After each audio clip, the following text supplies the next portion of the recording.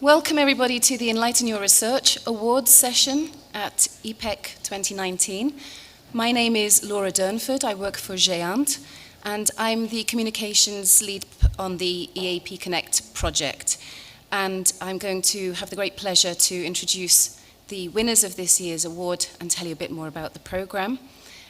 Before I do, I would like to just explain that Leonie Schaefer of DFN has been very involved in this program on behalf of the project, and so we decided it would be really a good thing if she could be the one to hand over the certificates to this year's winners.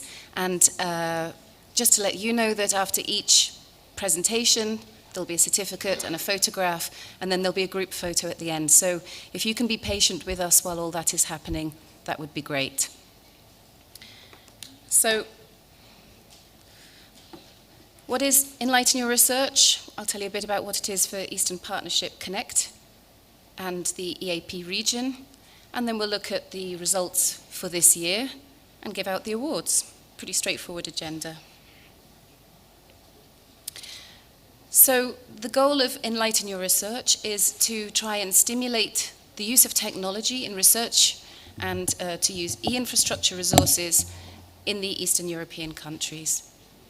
The idea is to build the visibility of the national research and education networks in these countries so that their end users and research communities know who they are and what they can offer and start coming to them for services and advice and so on. I think at this point I should say that in many ways Enlighten Your Research is a very effective marketing tool, and that this was an idea that was created by the Dutch research and education network SURFnet, now known as SURF, many years ago. So thank you to them for letting us continue this in our region. The other thing about the visibility is that it actually gives NRENs the chance to develop relationships with users of their networks and services, and then use that relationship to create marketing materials such as case studies, etc., that can then help to promote the NREN work further the next time round. And there are some examples of that. If you have seen the posters on the windows in the coffee break area on this floor, then there's some nice examples of user stories, and some of those are past Enlighten Your Research winners. So what else does it do? The program tries to provide infrastructure resources by the NREN or through the NREN to the researchers. So that could be requests for network connectivity, capacity upgrades, supercomputing resources, and to have support in getting engagement with other European researchers. Could be cloud infrastructure resources, and so on. And the chance to come and meet everybody at one of our conferences and give a presentation about their work. The program has been running since 2016 in this part of the world. As I mentioned earlier, SURFnet originated it in the Netherlands, so it's actually been going longer in other countries. But we've had some really good successes in this region. And last year we actually had the record number of submissions for any of the proposal calls. And yeah, it's a good turnout again this year as well, which you'll see in a moment. So Enlighten Your Research ultimately is there to help build communities, to market the services of the NRENs, to build relationships with users, and to advocate more generally about around the research and education infrastructures. So how did we get on with the call this year? We had 14 proposals that were submitted, that were all good proposals, and in the end 7 were selected. It says 8, sorry, my mistake, a typo there. So we're actually going to be presenting 7 awards today. And these cover a range of topics, fitting very nicely in with our theme of connecting with culture.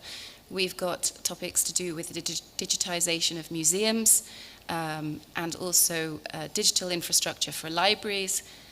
But then, of course, if you like, the hard sciences, so gas sensing, weather forecasting, liver disease research, and so on, molecular dynamics. And there's also a a proposal related to economics, which I think is a first in terms of the subject area, if I remember correctly, and an interesting proposal for a project that could involve a public-private partnership. So you'll hear about more about those in a moment. The kinds of resources that are requested include compute resources, for example, potentially in collaboration with PRACE, data storage, cloud resources, and open science and scientific publication support. So, let's move on to the awards themselves. And the very first one is for Aram Mirzoyan from ASNet AM, our host, actually from the Institute for Informatics and Automation Problems of the National Academy of Sciences here. So, Aram, if you could come to the stage and tell us about your project, DREAM. I'll let you say the full title. Okay, thank you. And you have about 5 minutes. Yes, sure. Thank you very much, ladies and gentlemen. My name is Aram Mirzoyan. I am from Institute for Informatics and Automation Problems. Culture is the thing that helps us to become human, and culture is the thing that helps us to stay human. But the culture cannot create itself, and culture cannot preserve itself as well. So the responsibility of ourselves, of human beings, is to preserve the cultural heritage. And one way of doing this is to digitize this cultural heritage. And our institute is going to launch the new direction. This is the digitization. And in the frame of this direction, our team has designed the project of digitization, the cultural heritage of regional Armenian museums.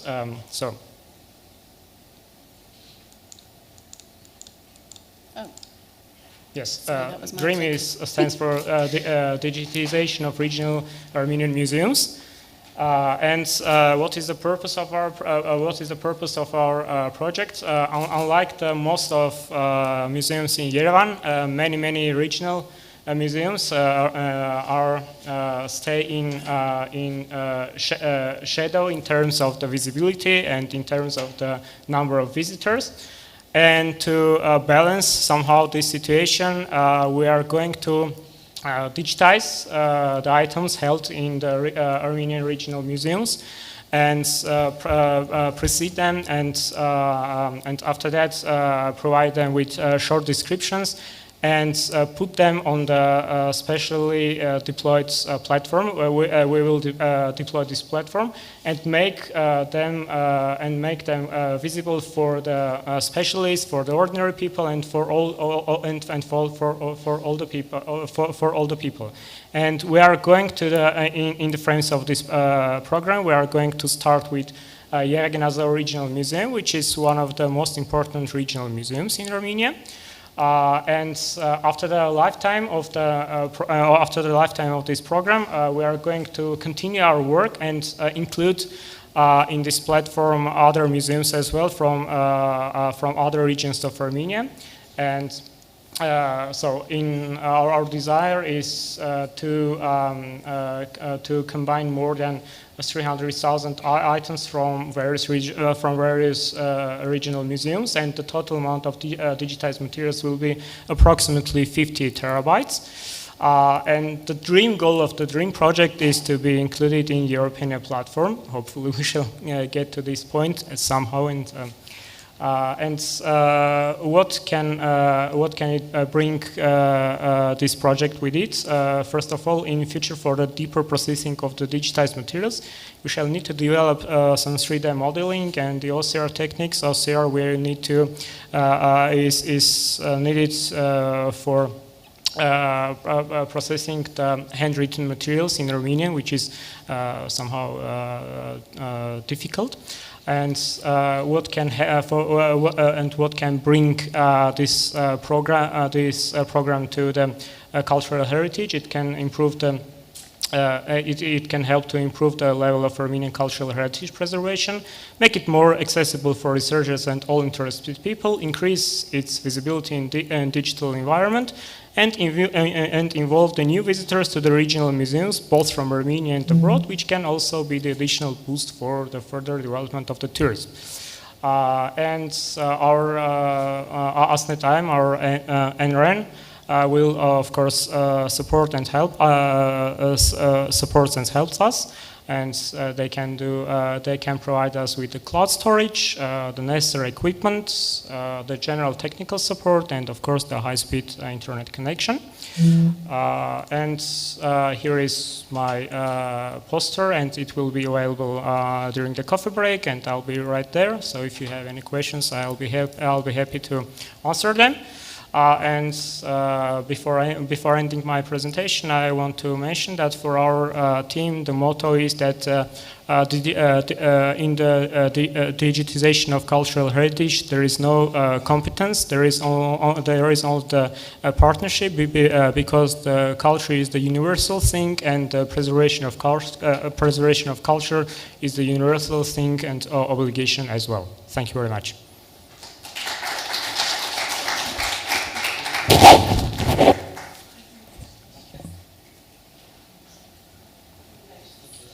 Yeah, so as Aram said,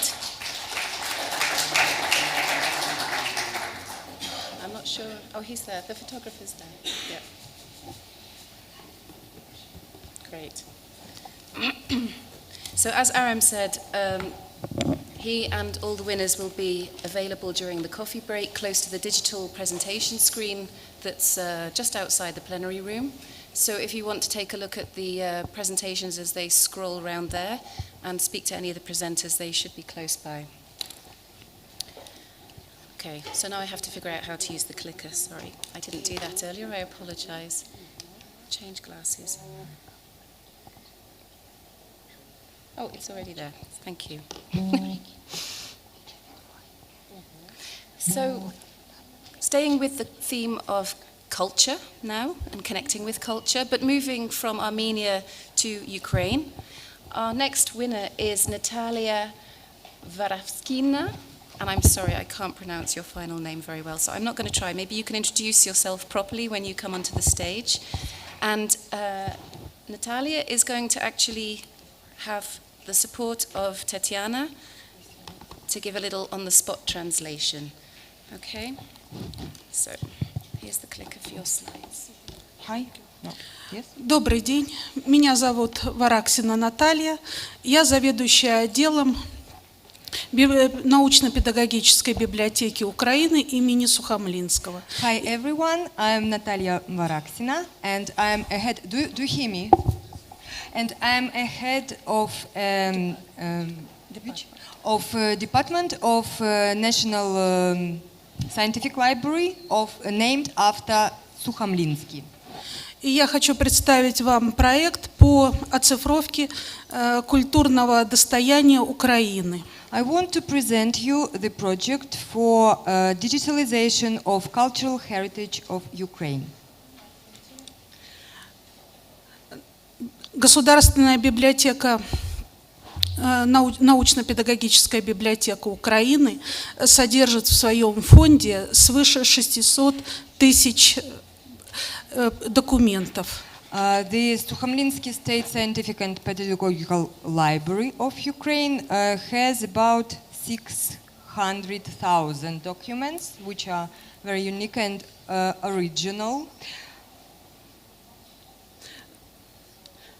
Часть из него, порядка 28 тысяч документов, относится к национальному достоянию Украины. About 28,000 of those documents is a national heritage of Ukraine.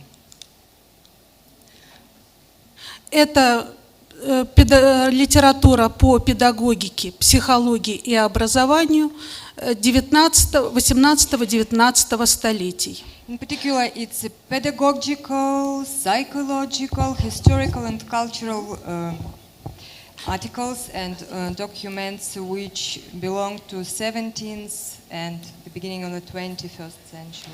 Это свидетельствует выданный документ Кабинетом министров Украины в 2001 году. It was recognized by the certificate which was issued by the government of Ukraine. You can see the printed copy here. Данные документы сформированы в несколько коллекций. Those documents are parted to some collections.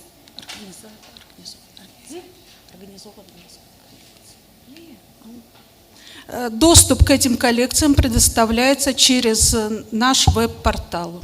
And you can reach those collections via the web portal, website, which has the library. 12 документов, 12 метаданных на документы были переданы в Европеану.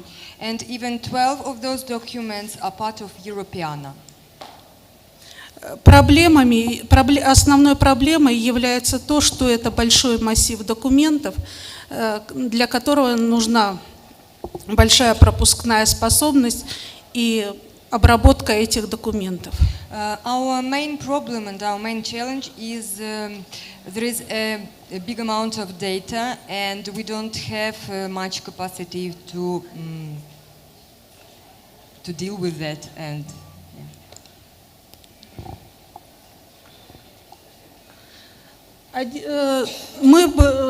в нашем проекте мы предположили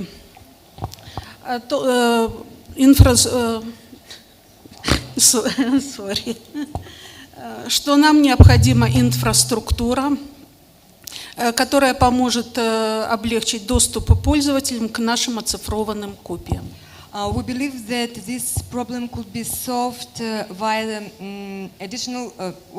sophisticated infrastructure, which could help our users to reach our documents.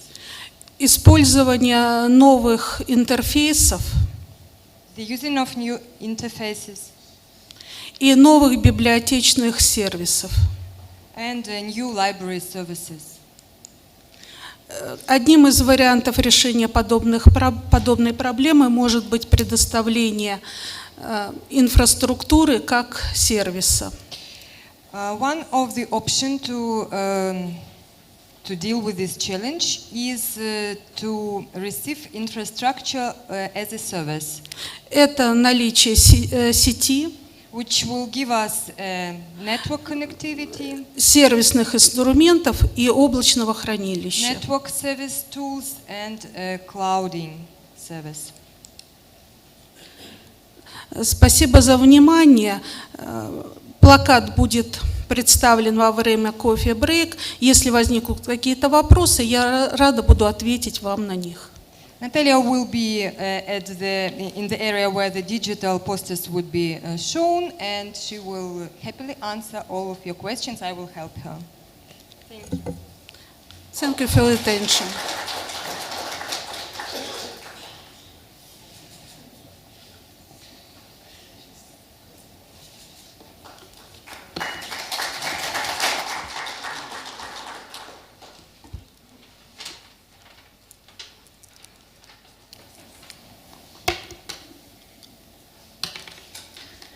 Right, just organize my specs.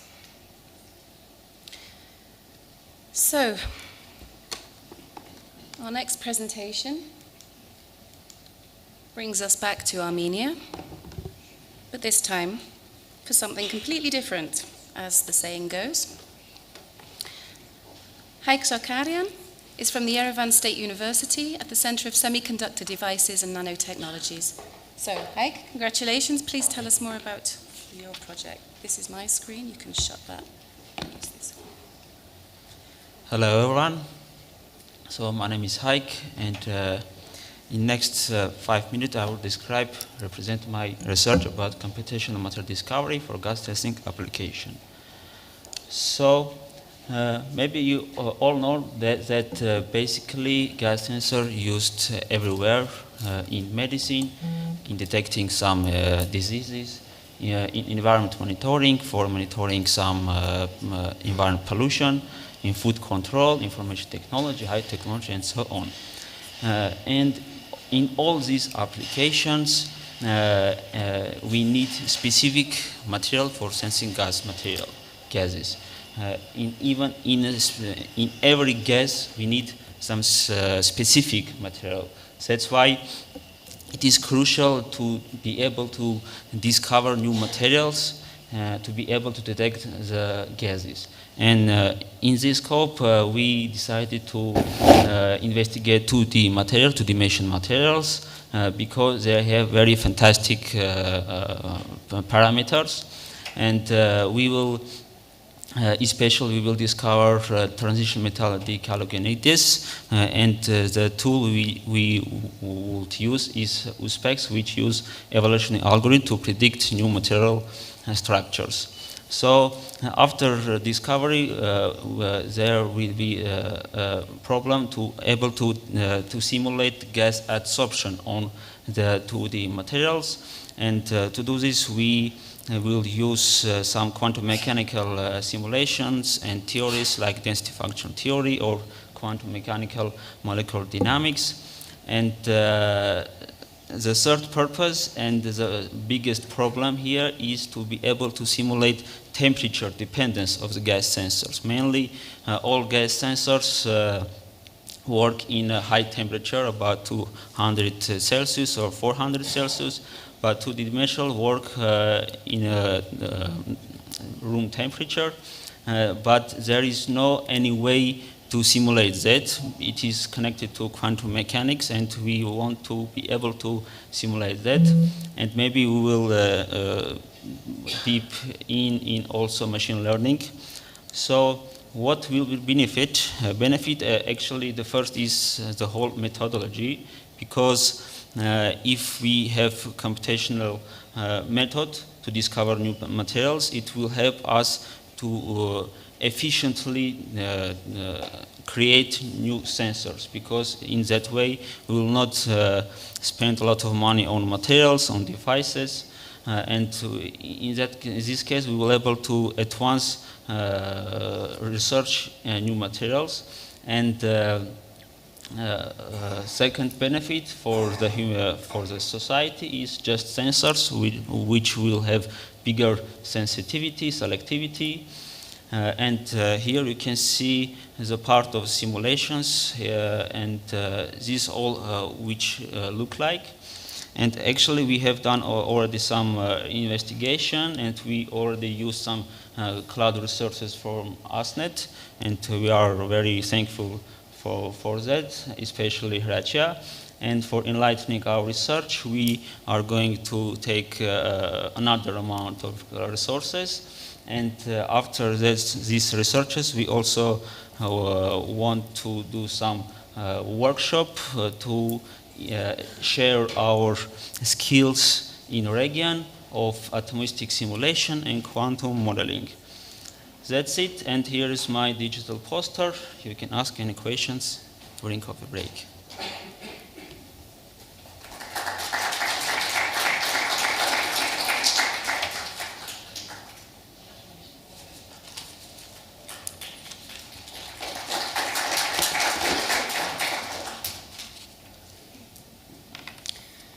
Okay. So, our next presenter is from Moldova and is in the topic area of economics that I mentioned earlier. This is Marika Dumitrashko from the Institute of Juridical, Political and Sociological Research. So, Marika, can I ask you to come up? Please.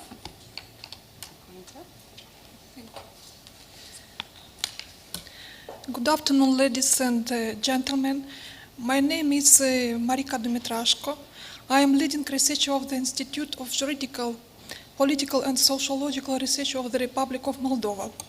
I'd like to present to you my project, Engagement of Eastern Countries and the Republic of Moldova in External Fragmentation of Production, across country comparisons and convergence points. Sorry.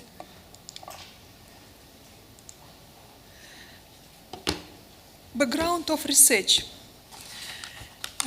In the modern world, most of trade between countries is carried out within global value chains, which have become a strong driver of global economic growth.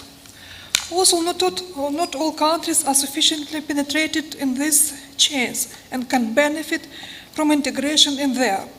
Most developing countries and former communist countries lack a strategy framework of including local intermediate products in global value chains, as well as didn't develop countries' research on this topic.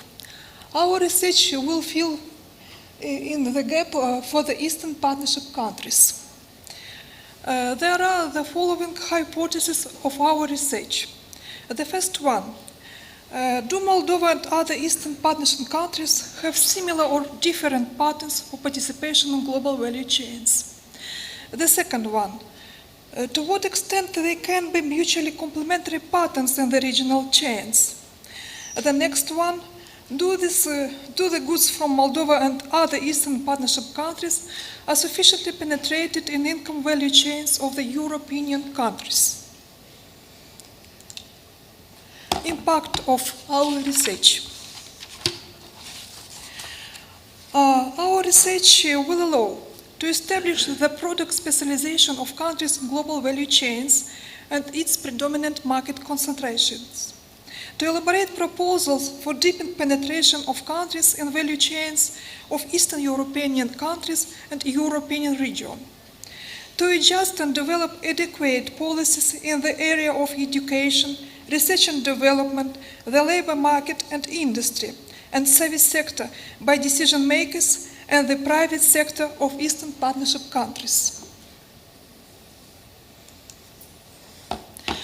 Methodological background of research is the web simulation tools of international institutes that allow estimating the engagement of countries in external fragmentation of production, from which are trade and value-added instrument developed by the Organization of Economic Cooperation and Development for the comparative analysis of global value integration across countries. The next one is the market analysis tools of International Trade Center or World Trade Organization and the United Nations. Challenges. The analysis of new global trade landscape is suffering from lack of appropriate models and good initial data. Eastern Partnership countries are not incorporated in the TIVA database mentioned above. Azerbaijan, Belarus, and Ukraine are not covered by the market analysis tools of International Trade Center of World Trade Organization and the United Nations. Support of the project by the RENAM. We think that Eastern Partnership Connect project visibility and support can help us to influence the international institutes to include corresponding data into their databases. And there we speak about the 56 principal indicators for 6 Eastern Partnership countries for the period 2006-2016. We wait to establish collaboration contacts with the researchers interested in our topic from other Eastern Partnership countries. And we think to benefit on guidelines on the open data and open science with open area. This is my poster. Thank you for your attention.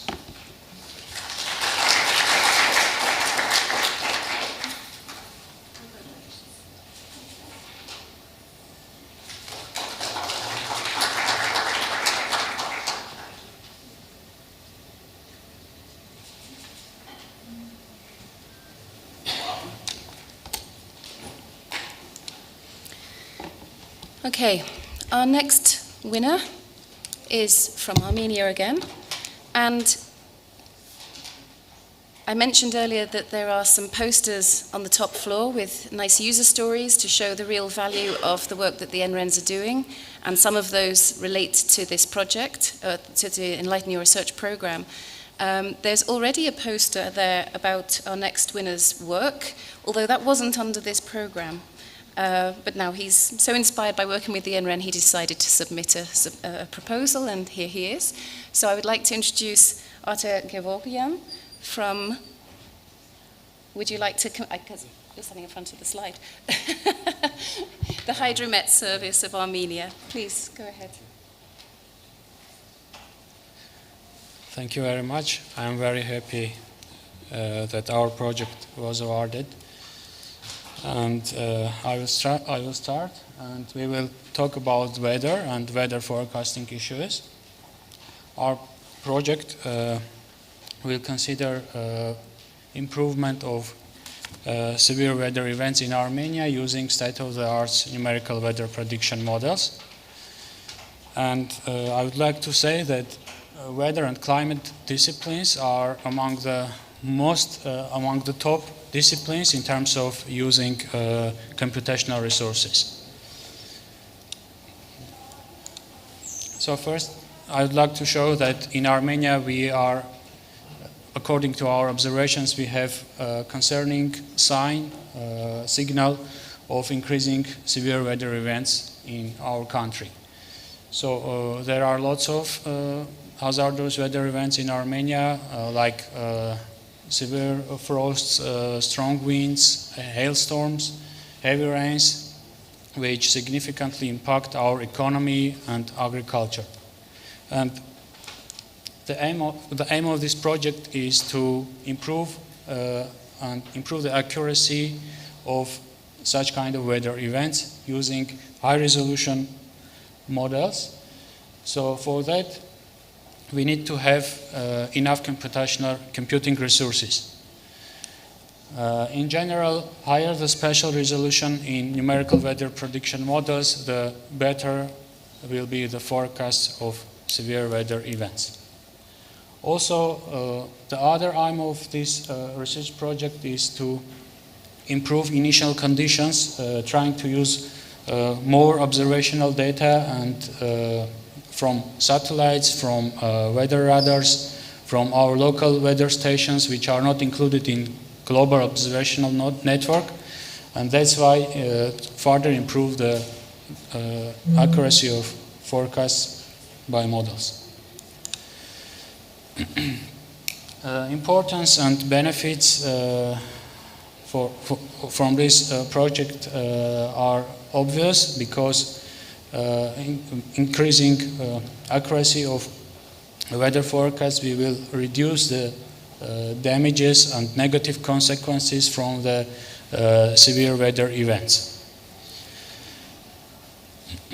And the other issue is that Armenia is still considered as a little studied part of the world in terms of weather research and weather modeling here in our region. The main support is related to computing resources. For running such kind of weather prediction models, we will need about 1,000 CPUs or processors. So now we don't have such kind of computing resources, but we hope that under this project we will have an opportunity to use such kind of powerful supercomputers in our research. And this is the most recent results from our model. So here you can see verification results for the last 2 months, for July and August. And this is for temperature forecast at each meteorological station of Armenia, and accuracy presented in terms of percents.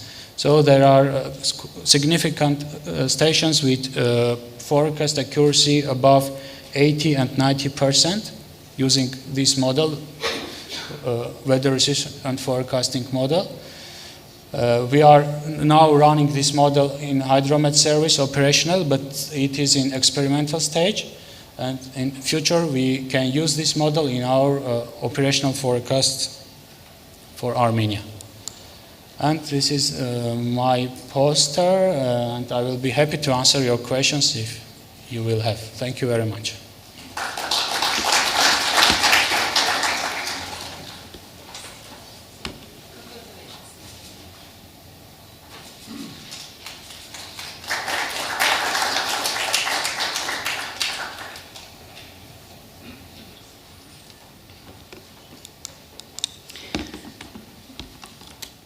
People who study public understanding of science, if they ask the general public, what do you think science is, or what areas of science do you immediately think of, they'll usually say astronomy or stars and stuff. But then the second thing is usually medicine, and that's obviously something very important to everybody, being healthy and so on. And our next presentation, as you can see, is to do with medical research on intelligent data warehouse with tools for quantifying and assessing diffuse liver diseases. This is a team from Moldova, and I think somebody from the team is going to join you for the photographs at the end of the session, but our presenter here now is Iulian Secrieru. Yes, thank you. Thank you. Thank you. Yes, I'm Iulian Secrieru. I am from Vladimir Andronakevich Institute of Mathematics and Computer Science. And I will present the project EAP Regional Intelligent Data Warehouse with tools for quantifying and assessing diffuse liver diseases. The aim of the project is to formalize and integrate data and scientific knowledge from the field of diagnostics and treatment of diffuse liver diseases into a unique informational space. At the moment, this information is unstructured, fragmented, and heterogeneous. The chronic diffuse liver diseases play an important role in the morbidity and mortality of the population of many economically developed countries, but also in developing and transition countries, including the EAP region. Being implemented, our project will allow to aggregate a large number of diffuse liver disease cases in standardized manner, will define criteria based only on non-invasive measurements and laboratory tests for quantifying and assessing DLD. This is very important for diffuse liver diseases, fibrosis grade 4, called cirrhosis. The third one is to establish thresholds and endpoints for onset and all stages of DLD progress, to harmonize efforts of data stakeholders for in-depth DLD phenotyping, and to promote clinically impactful new knowledge discovery and its translation into clinical practice. The potential beneficiaries of the results of these projects will be clinicians, policymakers, students, and developers of informational system, intelligence system, knowledge base, and medical database developer and elaboration. From EAP region, European Union, and the rest of the world. The relevance of the assumed primary objective is enormous. Because this disease predominantly affects people of working age, having a significant negative impact on social and economic development of the countries. Correct and yearly assessment of liver diseases combined with appropriate management and pathologies can certainly increase the patient's quality of the life and its durations. What is our expectation from the collaboration with RENAM? First of all, is to establish collaboration contacts with the researchers and policymakers interested in our topics from the other EAP countries, to share stakeholders' data for research purposes, and if the volume of data and accurate knowledge exceed our current storage and processing resources, we will need cloud resources, and not the least, guidance on open data and open science. Thank you. This is my digital poster, and I will be happy to answer any question or all the questions. Thank you.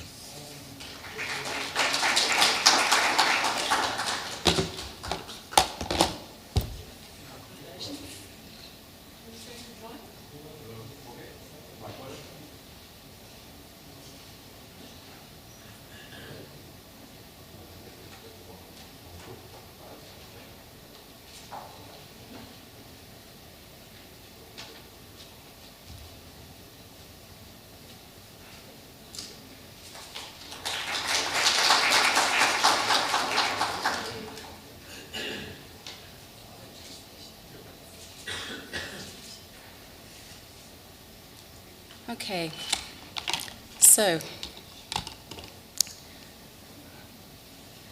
6 down, 1 more to go.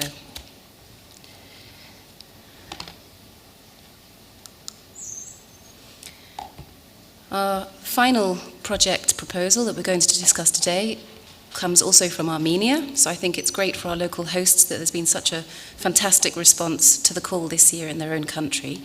And here to tell us about this project proposal is Haik Natsakranyan. I'm sorry if I mangled your name, despite trying to practice. And I'm sorry I didn't meet your colleague, so perhaps you can introduce him as well. This is going to be a two-headed presentation. And I'm not sure whether you pronounce this R-I-N, Armenia, or Rin Armenia, but I guess you'll tell us that in a second. Thank you. Hello everyone, thank you for having us. Haik Natsakranyan, Executive Director of Rin Armenia, accompanied by one of our lead developers, Andy Guyumjan. So, as arguably one of the most ambitious projects in Armenia today, the grassroots of our project originate from the same genius minds who have created initially the internet. Louis Pouzin, one of the founding fathers of the internet itself, and John Day, the mastermind behind this new technology called RINA, which stands for Recursive Internetwork Architecture. Last year, during the closing ceremony of the Economic Forum of La Francophonie, Philippe Poux and Louis Pouzin, the founders of this project, promised the future of internet through RIN Armenia. Based on the 10-year-long research and development process implemented by the international experts in RINA based in the US, Spain, France, and other parts of Europe, as well as the recruitment and formation of the local team of experts alongside the partnerships and support established with the public and private sectors of Armenia. Today, we are fully equipped to realize this inspirational project. Excuse me. So,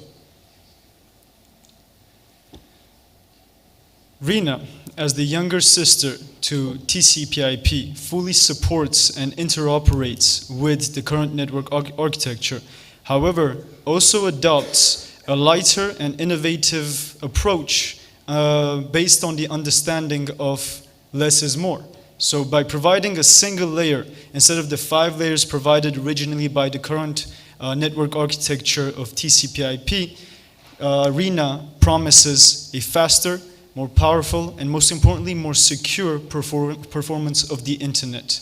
RINA is also the perfect basis for emerging technologies in the likes of IoT and 5G. That is exactly why today we are cooperating with startups, companies, and different institutions in order to showcase the benefits of RINA within these emerging technologies. Now more on the technical aspect of RINA, presented by Andy Guyumjan, our lead developer. Okay, thank you, Haik. I want to start off by asking you a question, everyone, and that is, why RINA and not TCP/IP? But what if I told you that RINA aims to replace the complex multi-layer stack of TCP/IP with a single recursive layer which only makes use of 2 protocols? And here our main objective is to demonstrate the theoretical benefits and advantages of RINA and have a nationwide proof of concept. And some of its impacts that I want to mention is that RINA offers better privacy and confidentiality policies. It is resilient to data transfer attacks. It offers greater robustness, and also it's extremely flexible.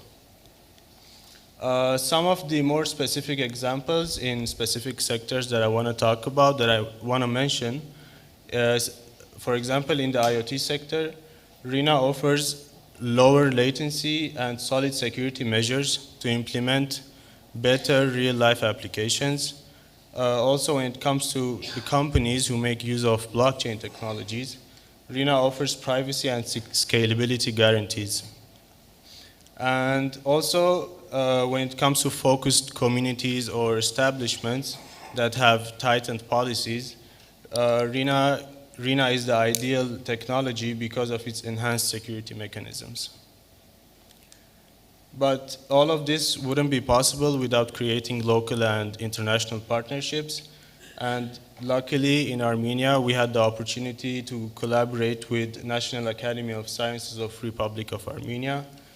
They've been helping us to create an intranet working with RINA to test and demonstrate its benefits and advantages. Also, we've been working on optimizing present-day applications and also developing new ones that recognize RINA's requirements.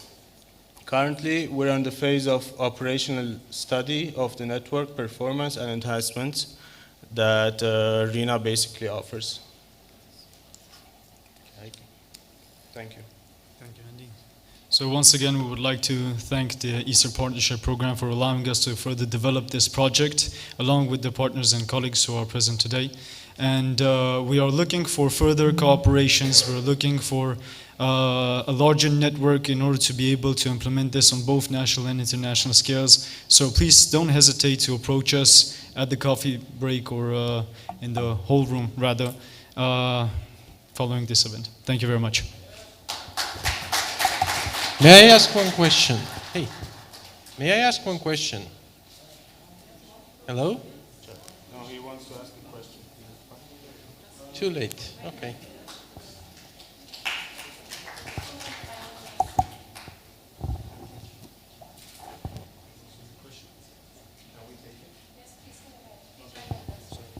Okay, I'll try to be quick. Are you aware that I think 5 years ago there was a project to test RINA on Giant network?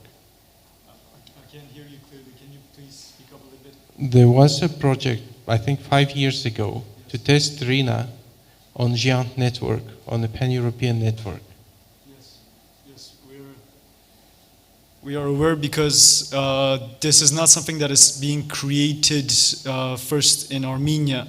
This is a project that has been ongoing for over 10 years approximately. The idea was originated in 2007 approximately by John Day as specified. Yes. And there have been ongoing research and development projects all over Europe, in the US, and actually in different parts of Asia as well. And today Armenia's position is, after meeting and establishing a specific cooperation with the international team of experts in RINA, our objective today is to demonstrate actually the benefits of RINA on a national scale rather than pursue another independent and individual project. Okay, I understand, but I mean, these are results, there were results of this testbed run. Yes. And I'm asking whether they are incorporated into your research. Absolutely. That's why we're a couple of steps ahead. Not compared to the international experts, but in line with the international experts, because since they have been working on this and since we're cooperating with them right now, we are able to base ourselves on the results they have achieved through the different research and development projects implemented throughout the last couple of years. And we are taking those results in order to further ameliorate the tests and finalize the project and finally deploy it through the cooperation with the local private and public partnerships. Thank you very much. Thank you. Thank you very much. Thanks for a great question there, Raimundas. If anybody else has questions, please do find any of the presenters that you're interested in talking to in the coffee break, which will follow the next session. I would just like to ask for some patience now while we have a group photograph with all the winners, if everybody can come back to the stage. And I think the last team wanted to bring a few additional colleagues as well for the final photograph. So everybody else, will just be a couple of minutes if you would bear with us, and then the following session will begin. Thank you.